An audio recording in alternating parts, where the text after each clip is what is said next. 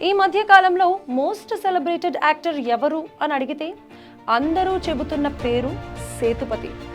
Villain లాంటి cinema చేసిన తర్వాత విజయ్ లాంటి హీరోని డామినేట్ చేయడం, కమల్ లాంటి స్టార్ అపోజిషన్ ఉన్నా తన పర్ఫార్మెన్స్ తో అద్దరగొట్టడం, రజనీకాంత్ రిక్వెస్ట్ చేసి మరి తన సినిమాలో నటించాలి అని అడగడం లాంటివన్నీ చూస్తే సేతుపతి ఎందుకు స్పెషలో, ఎంత ప్రత్యేకమో అర్థమైపోతుంది.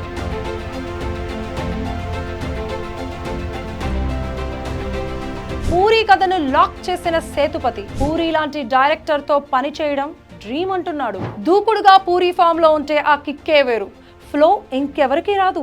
సేతుపతి క్యారెక్టర్ ని కబ్జా చేసి యాక్టింగ్ చేసే తీరు విజిల్స్ కొట్టించడం కామన్. అందుకే వీళ్ళిద్దరూ కలిసేసరికి కాంబినేషన్ లోనే కరెంటు ఉంది అనే టాక్ వచ్చేసింది. అయితే పూరి మీద వెంటనే నెగిటివ్ ట్రోలింగ్స్ కూడా మొదలైపోయింది.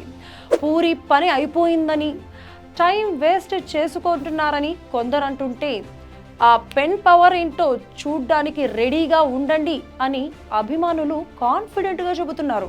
ఎక్కడో లైన్ మిస్ అయిపోతున్నాడు పూరి. మళ్ళీ రిథంలోకి రావడం అయ్యే పనేనా? కంటిన్యూస్ గా సినిమాలు తీసిన తర్వాత ఏ డైరెక్టర్ కైనా డ్రై పీరియడ్ స్టార్ట్ అయిపోవడం ఇవాళ రేపట్లో కామన్ అయిపోయింది. ఫ్లాపులు ఫాలో అవుతున్నాయి.